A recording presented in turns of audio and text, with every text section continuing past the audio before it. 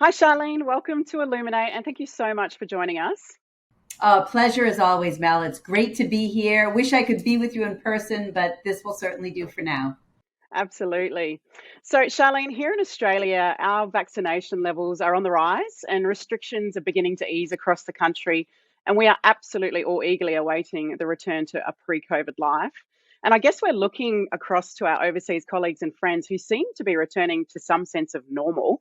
Tell us what's happening in the US. What's life like? How is it?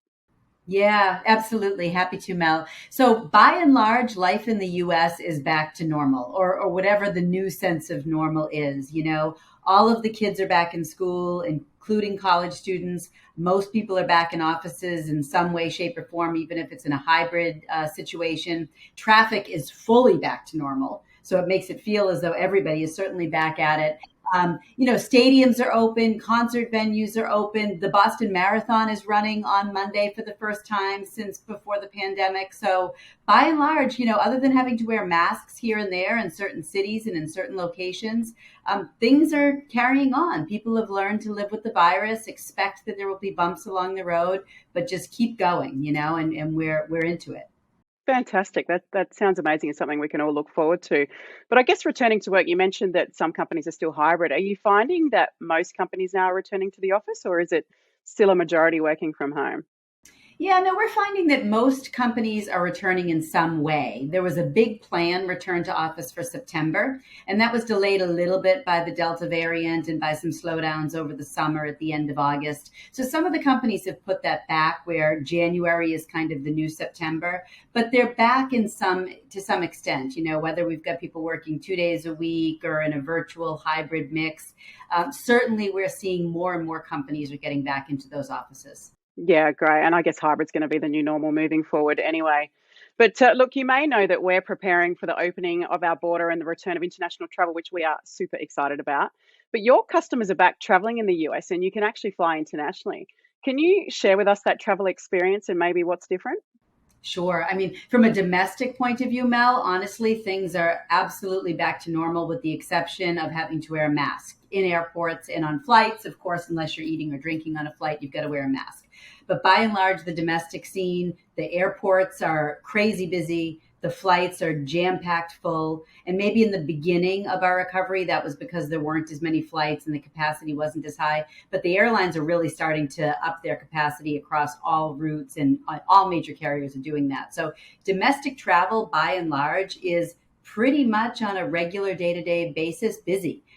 International travel is obviously a bit different. There are more restrictions, more complexities, and that has just started to open up en masse. So you certainly need a bit more help navigating the international spectrum, depending on where you're going, and what the requirements are for testing and vaccination and any sort of quarantine that might be in place. But we're certainly seeing that international travel is picking up. Most of us have traveled internationally, whether it's just across the border to Canada or to Europe and beyond.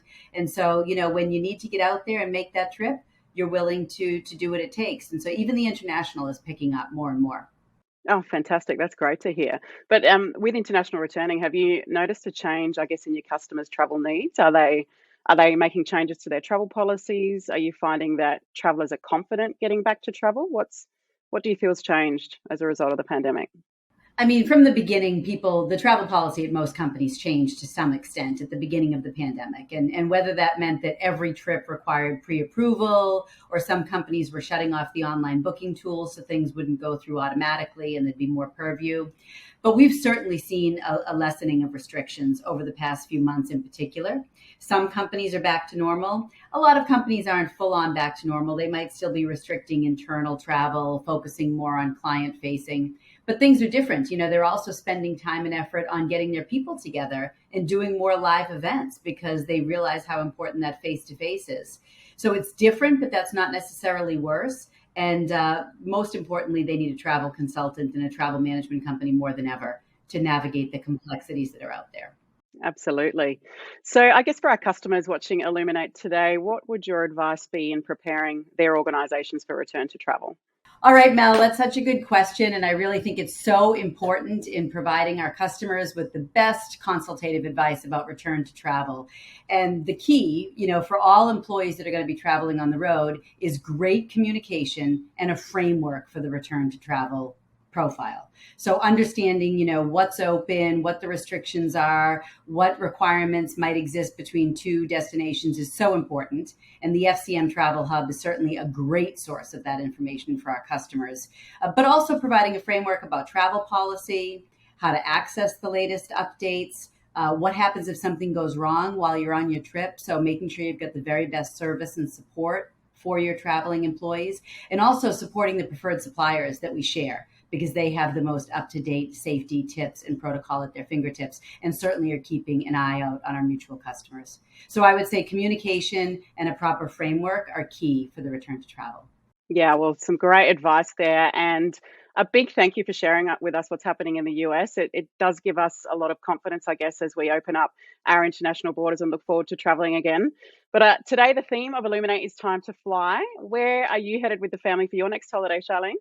Oh, that's a good question. Well, I have to share that now that we have our oldest daughter is in college and she does travel out of state. She's in Colorado. So all of our travel these days is to and from Colorado. We're going there next weekend for a big football game and then in February for a ski vacation. So that's where it's at. Fantastic. Amazing. Well, a big thank you, Charlene. It's always great talking to you, and thank you for joining us on Illuminate. Anytime.